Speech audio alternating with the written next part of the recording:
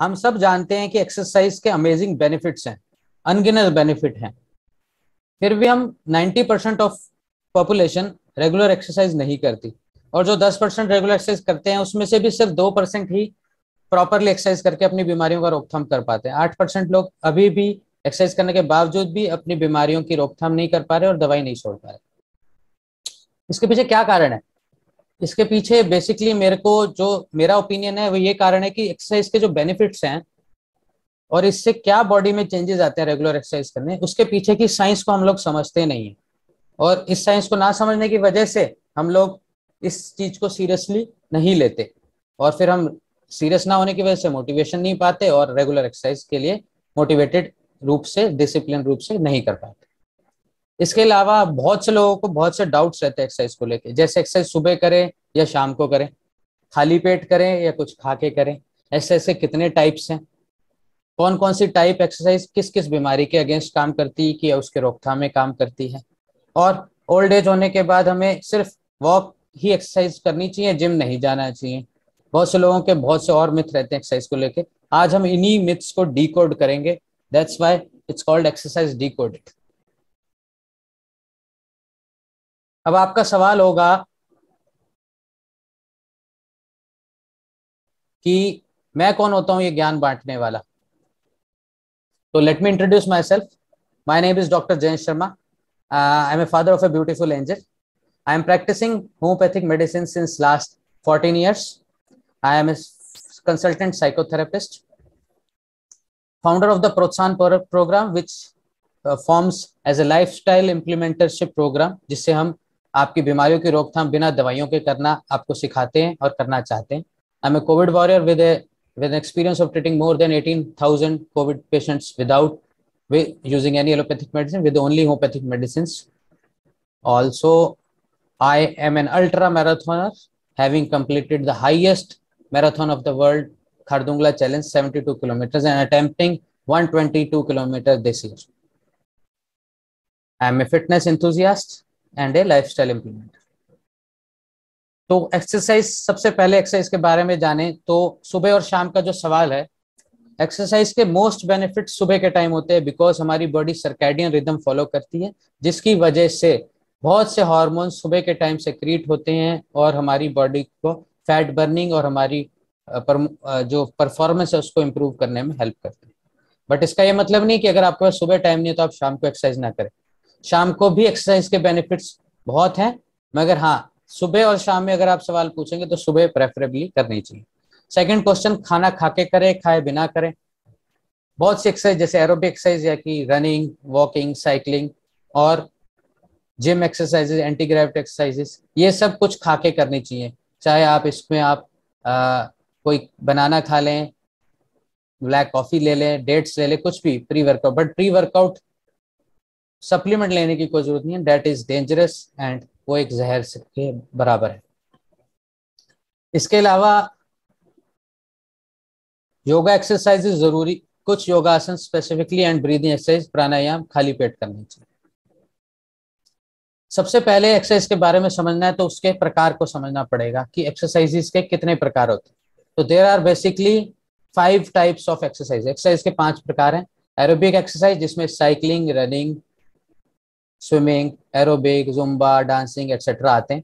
इसका basic purpose होता है कैलोरीज बर्न करना और अपनी हार्ट रेट को बढ़ाना. बेनिफिट्स के बारे में हम जनरल बेनिफिट इसके बाद डिस्कस करेंगे. रेजिस्टेंस ट्रेनिंग, जिसको वेट्स के साथ या एंटी ग्रेविटी एक्सरसाइज भी कहा जाता है, कुछ लोग इसको स्ट्रेंथ ट्रेनिंग कहते हैं, जो मिसनोमर है. इसके और भी पर्पसेस होते हैं स्ट्रेंथ गेन करने के अलावा. ये एक्सरसाइज के बारे में एक मिथ रहता है कि एक एज के बाद हमें जिम नहीं जाना चाहिए, जो कि बिल्कुल गलत है, बल्कि ओल्ड एज वालों को जिम जरूर जाना चाहिए. उसके बारे में, उसकी डिटेल हम कमिंग स्लाइड्स में अभी डिस्कस करें. स्ट्रेचिंग एक्सरसाइज 2 टाइप की होती है, dynamic and static stretching. Dynamic stretching हम वार्म अप की तरह यूज करते हैं, करनी चाहिए बिफोर डूइंग ए वर्कआउट. और स्टैटिक स्ट्रेचिंग हमेशा एक्सरसाइज के बाद करनी चाहिए. लोग ये गलती करते हैं इसमें कि स्ट्रेचिंग एक्सरसाइज से पहले कर लेते हैं. स्ट्रेचिंग पहले करने से इंजरी होने का खतरा रहता है, बल्कि बाद में करने से आपकी जॉइंट हेल्थ को, फ्लेक्सिबिलिटी को, जॉइंट रिलैक्सेशन को, मसल रिलैक्सेशन को बढ़ाता है. देन कम्स ब्रेथ वर्क, जो बैलेंस एक्सरसाइज, जो योगासन है. इससे हमारा बैलेंस इंप्रूव होता है, हमारी लंबी एज तक हमें वर्टाइगो, सर्वाइकल स्पॉन्डिलाइटिस एक्सेट्रा जैसी प्रॉब्लम नहीं होती. बहुत से योगासन हैं जिनके हमें बैलेंस और हमारी ब्रेन एजिलिटी को बढ़ाने में हेल्प करता है, जो हमें जरूर इनकॉर्पोरेट करने चाहिए। एंड फिफ्थ, जो कि मोस्ट निग्लेक्टेड टाइप है, ये है ब्रेथ वर्क। आज की generation is the most shallow breathing generation of human habitation. इसी वजह से हम लोग स्ट्रेस में रहते हैं, और ब्रीदिंग एक्सरसाइज करने से, slow and deep breathing practice करने से हम स्ट्रेस को कम कर सकते हैं, हमारी हार्ट रेट और बीपी को कम कर सकते हैं। तो इसको जरूर प्रैक्टिस करना चाहिए, चाहे दिन में सिर्फ 5 से 10 मिनट करें, लेकिन जरूर करें। अब हम एक्सरसाइज के बेनिफिट्स के पीछे की साइंस को समझेंगे, ताकि हम मोटिवेटेड तरीके से, डिसिप्लिन तरीके से एक्सरसाइज के लिए जरूर काम करें। एक्सरसाइज के वैसे तो अनगिनत फायदे हैं, but we have categorized basically into 12 basic types, जिसके बारे में एक एक करके हम डिटेल अभी समझेंगे। रेगुलर एक्सरसाइज करने से कोलेटरल वेसल्स डेवलप होती है, कोलेटरल सर्कुलेशन डेवलप। ये क्या है? कोलेटरल वेसल्स, ब्लड वेसल्स, वो वेसल्स रहती हैं जो सारी जिंदगी हमारी बंद रहती है, क्योंकि हम इनफ डिमांड क्रिएट नहीं करते। जब हम एक्सरसाइज रेगुलर करने लगते हैं तो हमारे हार्ट को भूख ज्यादा लगती है, हार्ट मसल्स को।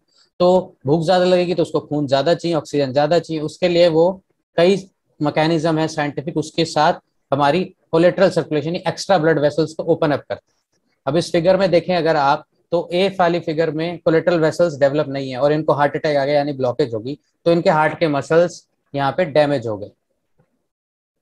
और बी में, ये मान लो किसी एथलीट का हार्ट है, तो इनकी कोलेटरल वेसल्स डेवलप्ड थी, अब ब्लॉकेज होती भी है तो कोलेटरल वेसल्स से उनको ब्लड पहुंचने की वजह से मायोकार्डियल इंफार्क्शन यानी कि हार्ट अटैक का डैमेज लिमिट हो गया, मिनिमाइज हो गया। सिमिलरली जो ऊपर वाली पिक्चर है ये ब्रेन की, जिसमें कोलेटरल डेवलप है, और नीचे कोलेटरल नहीं डेवलप, तो आप देखेंगे स्ट्रोक का जो इफेक्ट है वो मिनिमाइज हो गया इन द अपर केस। ये इसके पीछे की साइंस है। जब हम एक्सरसाइज रेगुलर करते हैं तो हम हाइपोक्सिया क्रिएट करते हैं बॉडी में, इस्टीमिया जिसे कहते हैं, टेम्परेरी। दूसरा, हम ब्लड वेसल्स के ऊपर एक स्ट्रेस क्रिएट करते हैं, जिससे vessel endothelial growth factor secrete होते हैं, जिससे नई नई वेसल्स डेवलप होती हैं या ओपन अप होती हैं, और इससे एंटीप्लेटलेट इफेक्ट भी मिलता है। नाउ कार्डियक मसल्स की स्ट्रेंथ को बढ़ाता है, स्पेशली जिम ट्रेनिंग और रेगुलर एक्सरसाइज, एरोबिक से रनिंग एक्सेट्रा। जब हम एक्सरसाइज रेगुलर करते हैं तो हम हमारे ब्लड फ्लो को इंक्रीज करते हैं, हमारी पूरी बॉडी को ऑक्सीजन की कमी को पूरी करने के लिए ब्लड ज्यादा चाहिए, तो हमारा हार्ट ज्यादा तेजी से और ज्यादा स्ट्रेंथ से पंप करता है। जब ये पंप ज्यादा, body is made on a principle use it और लूज इट, तो when you are using your heart more, it becomes more strengthened. Similarly, strength training is tied to more better heart health rather than aerobic. ये studies publish बहुत हो चुकी हैं, इसीलिए मैं हमेशा बोलता हूँ, ज्यादातर डॉक्टर्स बोलते हैं सिर्फ वॉक कीजिए। Walk is not a complete exercise. Walk के साथ साथ आपको जिम एक्सरसाइज जरूर करनी चाहिए या एंटी ग्रेविटी एक्सरसाइज। हम लोग समझते हैं ओल्ड एज को नहीं करनी चाहिए, बल्कि स्ट्रोक और हार्ट अटैक जैसे खतरे ओल्ड एज में ही ज्यादा आते हैं, और हमें ओल्ड एज को जरूर जिम जाके एक्सरसाइज करनी चाहिए, चाहे हम लाइट वेट यूज करें। और एक आइडियल जो एक्सरसाइज रिजीम है, it should have all the types of exercises depending on your body type and the disease which you are struggling with। उसके हिसाब से आपका एक्सरसाइज रिजिम डिजाइन होना चाहिए, जो कि एक नॉलेजेबल डॉक्टर और एक्सरसाइज कोच या मिलके कर सकते हैं। And there is a quote, exercise is the king, nutrition is the queen, together we have a kingdom. तो दोनों पे एक साथ काम किया जाए तो जरूर।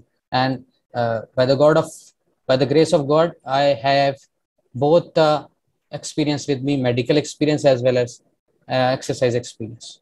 So we have developed a lot of patients को हमने their specific regime exercise का दिया, जिससे उनको बहुत benefit हो रहा है। Nitric oxide dump exercise. Nitric oxide एक मिराकल मॉलिक्यूल है। ये वो मॉलिक्यूल है जो हम, जिसका एंटी प्लेटलेट इफेक्ट है, यानी कि एक क्लॉट नहीं जमने देता, यानी कि जो हम ओल्ड एज में एस्प्रिन खाते हैं उसकी जरूरत ही नहीं अगर हम रेगुलर एक्सरसाइज करें। दूसरा, ये वैसो डायलेट करता है, यानी आपका बीपी रिड्यूस करता है। तीसरा, ये आपकी आर्टेरियल हेल्थ को, यानी आपकी ब्लड वेसल्स की हेल्थ को इंप्रूव करता है, उनको जवान रखता है, सॉफ्ट रखता है, यंग रखता है, इवन एजिंग के साथ भी। और नाइट्रिक ऑक्साइड कैसे मिलता है? नाइट्रिक ऑक्साइड की सबसे रिचेस्ट सोर्स है beet root, then carrots, berries, leguminous plants, चना, आंवला, बहुत सारे फ्रूट्स और वेजिस से हमें ये मिल जाता है। मगर नाइट्रिक ऑक्साइड हमारे ब्लड वेसल्स की एंडोथेलियल से जनरेट तो हो जाता है बट वो ब्लड में नहीं आता। ब्लड में लाने के लिए उसके लिए एंटी ग्रेविटी एक्सरसाइज यानी जिम वाली एक्सरसाइज करना बहुत जरूरी है, तभी वो नाइट्रिक ऑक्साइड डंप होगा। तभी हम एंटी ग्रेविटी एक्सरसाइज को इम्पोर्टेंट, जरूरी नहीं कि आप जिम जाइए, आप बिना इक्विपमेंट के लिए भी कर सकते हैं, अपनी बॉडी वेट को यूज करके कर सकते हैं इसको anti gravity exercise. These are 4 basic exercises जो आप नाइट्रिक ऑक्साइड डंप एक्सरसाइज कहा जाता है जिनको। इसमें स्क्वाट्स है, जंपिंग जैक्स है, alternative arm raises, shoulder press etcetera. इन सबको आप अगर डंबल्स के साथ करेंगे तो और भी ज्यादा बेनिफिट मिलेगा। नाइट्रिक ऑक्साइड जब हमारा ब्लड वेसल्स को डायलेट करेगा तो हमारी सभी ऑर्गन्स को ब्लड पूरी तरह मिलेगा। सभी ऑर्गन्स में कुछ ना कुछ ऑक्सीडेटिव स्पीशीज या टॉक्सिस सेक्रीट होते हैं जो ब्लड के जरिए लिवर और किडनी तक पहुंचते हैं। तो अगर ब्लड फ्लो इंप्रूव होगा तो ये टॉक्सिन्स, ये ट्यूमर सेल्स, ये डिजीज कॉजिंग सेल्स जल्दी किडनी और लिवर तक जाएंगे, उनको मार दिया जाएगा और आप जल्द अपनी एजिंग को रोक सकते हैं, रिवर्स कर सकते हैं, अपनी बीमारियों को रिवर्स कर सकते हैं। डिक्रीजिंग इंसुलिन रेजिस्टेंस, हम प्रोत्साहन प्रोग्राम में इंडक्ट करने से पहले जरूर सेरम इंसुलिन फास्टिंग और सेरम फास्टिंग शुगर जरूर कराते हैं। इससे हम होमा IR जो है वो होमा IR को हम लोग जो है कैलकुलेट करते हैं, जो ही most of the lifestyle disease के पीछे का कारण है। अब जब हमारे को इसको आप एक फैक्ट्री के सिनोनिम से समझिए। हमारी बॉडी में इंसुलिन रिसेप्टर्स होते हैं। आपने सुना होगा कि इंसुलिन देने के बाद भी लोगों की ब्लड शुगर कम नहीं होती। उसका कारण यह है कि ये इंसुलिन रिसेप्टर पे जब इंसुलिन अटैच होगी, लॉक एंड की मैकेनिज्म है, तभी ये ग्लूकोज हमारे मसल सेल में जाएगा या वेरियस सेल्स में जाकर यूज अप होगा, नहीं तो ये ब्लड में ही घूमता रहेगा जहाँ पे हम टेस्ट करते हैं कि ब्लड में क्या, और हमारी शुगर बढ़ी आती है।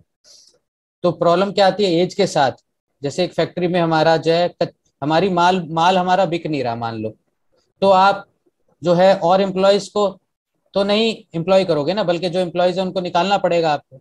तो उसी तरीके से बॉडी को इन रिसेप्टर्स को मेंटेन करने के लिए एनर्जी खर्चनी पड़ती है। तो एज के साथ जैसे जैसे हम अपनी कुर्सी पे अपना समय बिताते हैं, सिटिंग में सेडेंटरी लाइफस्टाइल जीते हैं, तो एज के साथ हमारी बॉडी ये नंबर ऑफ रिसेप्टर्स को डिक्रीज कर देती है।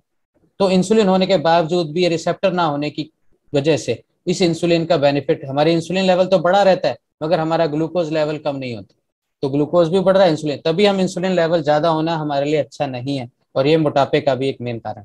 तो इसको कैसे हम इनको दोबारा पैदा कर सकते हैं इन रिसेप्टर्स को, अपनी जो माल बिक रहा है उसको बढ़ा के। तो वो माल कैसे बढ़ेगा, हम अपनी एक्सरसाइज करके। अगर हम एक्सरसाइज ज्यादा करेंगे हमारी बॉडी को ग्लूकोज की नीड मिलेगी, ग्लूकोज अंदर चाहिए तो ये रिसेप्टर बढ़ाएगी बॉडी ऑटोमेटिकली। और खासकर रेजिस्टेंस ट्रेनिंग या अगेन एंटी ग्रेविटी और जिम एक्सरसाइज का रोल आ गया। इरेथ्रोपोइटिन एक बहुत इंपॉर्टेंट मॉलिक्यूल है जो हमारी किडनी सिक्रीट करती है, जिसके बिना हमारी बोन मैरो, हमारे खून के सेल्स यानी रेड ब्लड सेल्स और व्हाइट ब्लड सेल्स, जिससे हमारी इम्यूनिटी भी डेवलप होती है, नहीं बना पाती। जब हम एक्सरसाइज करते हैं हम ट्रांजिट हाइपोक्सिया, तभी हमारा सांस फूलता है ना एक्सरसाइज करते वक्त कि हमें अंदर ऑक्सीजन की कमी हो रही है, तो वो उसको उससे लड़ने के लिए बॉडी क्या करती है, हम एक टेम्परेरी स्ट्रेस क्रिएट करते हैं एक्सरसाइज करके बॉडी के लिए। तो हमारी बॉडी कैसे क्रिएट करती है, इरेथ्रोपोइटिन जो हमारी किडनी से, और उससे हमारी बोन मैरो को स्टिमुलस मिलता है, वो और ज्यादा खून के सेल और इम्यून सेल्स बनाता है जिससे हमारी हेल्थ इंप्रूव होती है। और इरिथ्रोपोइटिन के पूरी बॉडी पे, ब्रेन पे, डिमेंशिया से लड़ने के, एंडोथेलियल हेल्थ को, कार्डियोवास्कुलर हेल्थ को, फैट को कम करने में, इन सब में इसका बड़ा फायदा। एक्सरसाइज करने से इम्यूनिटी भी बहुत बढ़ती है। अब ये कैसे बढ़ती है, कैसे बढ़ेगी, लोग क्या तो देते हैं, इसके पीछे की साइंस नहीं समझते। हमारी फर्स्ट लाइन ऑफ डिफेंस है न्यूट्रोफिल्स, हमारे व्हाइट ब्लड सेल्स हैं न्यूट्रोफिल्स, जो हमारी फर्स्ट लाइन ऑफ डिफेंस है। ये वो सेल्स हैं जो फाइगोसाइटिक, यानी जब भी कोई वायरस, पैथोजन, बैक्टीरिया हमारे ब्लड में जाता है, बॉडी में जाता है, ये उसको आते हैं फैगोसाइट यानी खा जाते हैं, मार देते हैं। अब प्रॉब्लम ये है कि 90% ऑफ द टाइम ये न्यूट्रोफिल्स मार्जिनेटेड रहते हैं। ये मेडिकल टर्म है, मार्जिनेशन का मतलब है 90% हमारे न्यूट्रोफिल्स हमारी बोन मैरो में स्टोर्ड रहते हैं, वो ब्लड में नहीं होते, सिर्फ 10% ही ब्लड में सर्कुलेट कर रहे होते हैं। अब जब हम एक्सरसाइज करते हैं, हाइपोक्सिया क्रिएट करते हैं, वेसल पे स्ट्रेस क्रिएट करते हैं हमारी ब्लड वेसल, तो हमारी बॉडी को स्टिमुलस मिलता है और वो इन न्यूट्रोफिल्स को डीमार्जिनेट करता है, यानी कि वो 90% सेल हमारे बोन मैरो से ब्लड में शिफ्ट हो जाते हैं। इसको कहते हैं मार्जिनेशन, डीमार्जिनेशन ऑफ न्यूट्रोफिल्स। अब ये डीमार्जिनेटेड न्यूट्रोफिल्स एक्सरसाइज करने के कई घंटों बाद भी हमारे ब्लड में डीमार्जिनेटेड रहते हैं। और अगर मान लो हमारी बॉडी में इस वक्त कोई वायरस घुस जाए और हमने एक्सरसाइज सुबह की हुई है, तो हमारे न्यूट्रोफिल्स उसको पकड़ लेंगे, उसको खा, इसीलिए इम्यूनिटी बढ़ती है। तभी कोविड या इस तरह की इन्फेक्टिव डिजीजेस एथलीट्स को, एक्सरसाइज रेगुलर करने वाले को, अच्छी हेल्थ वाले लोगों को कम इफेक्ट करते हैं, कम कॉम्प्लिकेशन में जल्दी रिकवर हो जाते हैं। Prevention of cancer. Obesity is the number one preventable cause after smoking, और धीरे धीरे स्मोकिंग से भी ज्यादा बढ़ती जा रही है for many cancers. Colon cancer, breast cancer, uterine cancer, prostate cancer में ओबेसिटी का बहुत बड़ा रोल है। And that's why there are many publish studies की रेगुलर एक्सरसाइज करने से हम अपने कैंसर रिस्क को 50 to 60 टाइम्स डिक्रीज कर सकते हैं। ओल्ड एज आते आते हैं most of us gets dependent on our kids and caretakers. अब इस बिजी जमाने में, इस कॉम्पिटेटिव वर्ल्ड में बच्चों के पास इतना समय नहीं हो पाता कि वो चाह के भी अपने पेरेंट्स की सेवा कर पाए। तो क्यों ना हम अपनी इंडिपेंडेंस को, अपनी डे टू डे एक्टिविटी के लिए जो काम हमें करने हैं उसके लिए हम क्यों ना इंडिपेंडेंट रूप से अपने आप को मेंटेन रखें। इस तरीके से थोड़ी सी एक्सरसाइज अगर हम कर लें तो हमारे मसल स्ट्रेंथ और एंड्योरेंस मेंटेन रहते हैं, हमारी बोन हेल्थ मेंटेन रहती है, जिससे हम ओल्ड एज तक जाते जाते भी एक इंडिपेंडेंट आजाद जिंदगी जी सकते हैं। तो क्या आज की 30 मिनट की एक्सरसाइज हमारे को इतना बड़ा इन्वेस्टमेंट है कि हम ना कर पाए उसे? ऑस्टियोपोरोसिस एंड ऑस्टियोपिनिया एक बहुत कॉमन प्रॉब्लम है, specially post menopausal age group women के लिए। और धूप की कमी होने की वजह से भी, धूप में एक्सपोजर ना जाने की वजह से भी हमारे को ऑस्टियोपोरोसिस, इससे हमारी बोन हेल्थ इफेक्ट होती है, जॉइंट्स खराब होते हैं, हमारी कमर झुक जाती है, हम दूसरों पर डिपेंडेंट हो जाते हैं। और रेगुलर एक्सरसाइज करने से क्या होता है, हम बोन्स के ऊपर एक डिमांड क्रिएट करते हैं जिससे उनका ब्लड फ्लो बढ़ता है। ऑस्टियोक्लास्टिक, ऑस्टियोब्लास्टिक दोनों एक्टिविटी के बीच में बैलेंस बनता है। जब हम एक्सरसाइज करेंगे बॉडी पे, हमारी लॉन्ग बोन्स पे जब जोर पड़ रहा है दौड़ने से, तो लॉन्ग बोन्स बोलेगी हमें तो ताकत चाहिए भाई, ये तो हमारे ऊपर रोज रोज असोल्ट कर रहा है, तो फिर वो स्ट्रांग हो जाएंगी, तो ओल्ड एज तक आपको ऑस्टियोपोरोसिस नहीं होगा।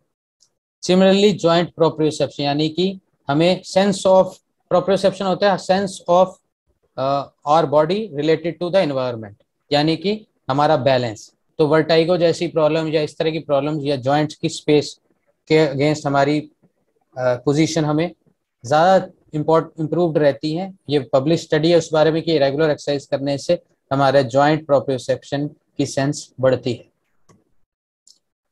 आजकल बहुत से लोग डिप्रेशन और एंजाइटी में हैं बहुत कारणों की वजह से, और exercise is the free and most potent anti depressant. क्यों?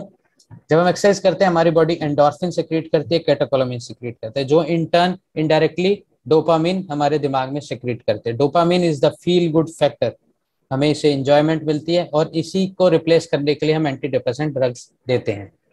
तो अगर हम रेगुलर एक्सरसाइज करें, हमने एंडोर्फिन और इसको बढ़ा के रखे लेवल्स को कैटेकोलामिन्स के, तो हम डिप्रेशन एंजाइटी से कम ग्रस्त होंगे, प्लस हम एक अच्छे मूड में अपने आप को एवोल्यूट होते हुए देखेंगे। कल हमारी जो tomorrow will be physically in a much better shape than today. तो अपने आप को जब एवोल्यूशन मिल जाएगा, हमें पर्पस ऑफ लिविंग मिल जाएगा, सेंस ऑफ पर्पस मिलेगा, तो हम ऑफ कोर्स डिप्रेशन और एंग्जाइटी से बचेंगे। इसीलिए कहा गया exercise is the most important and underutilized antidepressant and it's free. Of course calories और फैट को तो बर्न करता ही है, तो आप अच्छे दिखने लगते हैं, हेल्दी रहने लगते हैं, एक्टिव रहने लगते हैं। अब प्रॉब्लम क्या आती है, हम एक ही टाइप की एक्सरसाइज करते रहते हैं। ज्यादातर डॉक्टर बोलते हैं वॉक करो वॉक करो वॉक करो, और बॉडी क्या यूज टू हो जाती है। रिसर्च कहती है कि 6 हफ्ते के बाद बॉडी एक एक्सरसाइज रिजाम को यूज टू हो जाती है, उसमें चेंजेस आने रुक जाते हैं। तो इसीलिए हमें हर 6 हफ्ते में अपने एक्सरसाइज को चेंज करते रहने की, या मिक्स एंड मैच करनी चाहिए। कभी हमने एरोबिक कर ली, कभी जिम, कभी साइकिलिंग, कभी स्विमिंग, कुछ ना कुछ अलग अलग एक्टिविटीज हम फॉर्म करते रहें तो अच्छा रहेगा। दूसरा, हमारी एक्सरसाइज रिजीम हमारी बॉडी टाइप और डिजीज को टारगेटेड होना चाहिए, तभी हमें फायदा मिलता है। प्रॉपर गाइड फॉर्म में करना चाहिए ताकि हम इंजरी ना कर ले, गलत ना कर ले। और रेगुलर मोटिवेशन से, the grass is greener where we keep watering it. अगर हम एक्सरसाइज करना छोड़ देंगे तो हमें फिर हेल्थ खराब होने लगे। तो रेगुलर एक्सरसाइज करना एक मेजर पार्ट। हम सब बहुत शिद्दत से मंदिर जाते हैं, रेगुलर पूजा करते हैं, और भगवत गीता के हिसाब से भगवान हमारे हृदय में वास करते हैं। तो हमारी बॉडी एक मंदिर नहीं है, टेम्पल नहीं है। वाई डोंट वी, हम अपने इस मंदिर को क्यों साफ सुथरा और हेल्दी नहीं रखते जिसमें भगवान वास करते हैं? जितनी शिद्दत, जितनी डिसिप्लिन से हम मंदिर जाते हैं आप लोग, क्या हम उतनी ही डिसिप्लिन से एक्सरसाइज नहीं कर सकते? जो असली मंदिर है, जैसा भगवत गीता के हिसाब से, उसको हम साफ सुथरा एनर्जेटिक मेंटेन करें, ताकि हम जिसमें भगवान रहते हैं, भगवान को एक अच्छा सुंदर घर दें। इसीलिए करनी चाहिए। और आजकल एक नई टर्म आ गई है, sitting is the new smoking. ये स्मोकिंग से भी ज्यादा एडिक्टिव हो गई है सिटिंग। हम बैठे बैठे बैठे बैठे अपने सारे दिन को व्यतीत कर देते हैं और फिर बीमारियों और मोटापे से ग्रस्त होते हैं। एक्सरसाइज के वक्त क्या, एक तो खाली पेट एक्सरसाइज नहीं करनी चाहिए एक्सेप्ट योगा। दूसरा, हमें एक्सरसाइज रिजीम को, टेम्पो को, स्पीड को चेंज करते हैं। मान लो आज 3 किलोमीटर करा है तो 1 महीने के बाद आप इसको 5 करिए या इसकी स्पीड बढ़ाइए या कुछ ऐसे change. Pre workout, post workout, protein supplements etcetera, fat burner, इनसे बहुत दूर रहिए, बच के रहिए। ये जहर है, जहर से बढ़कर हैं बल्कि। और ब्रीदिंग एक्सरसाइज जो बहुत निगलेक्टेड है उसको जरूर करिए, उससे आप स्ट्रेस से बचे रहेंगे। दूसरा, हम लोग इनफ एक्सरसाइज ही नहीं करते। 1 कप चाय को बराबर करने के लिए 3 किलोमीटर चलना पड़ता है। तो सोचिए कि हम कितनी ज्यादा कैलोरीज अपने खाते रहते हैं रोज के रोज, और जिसको हम बैलेंस नहीं करते। ठीक है, तो इन सब साइंटिफिक एक्सप्लेनेशन के बाद मुझे उम्मीद है कि आप लोग जरूर एक्सरसाइज को मोटिवेटेड होंगे और जरूर एक्सरसाइज करेंगे।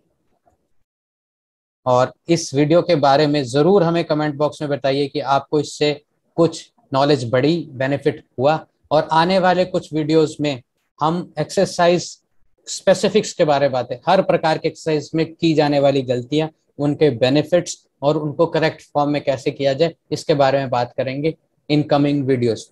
So for that please you may follow us on our YouTube channel. So and thank you very much for your patient listening, और ज़रूर इसको फॉलो कीजिए और एक्सरसाइज करके बीमारियों से बचिए। बहुत बहुत धन्यवाद। Have a good day.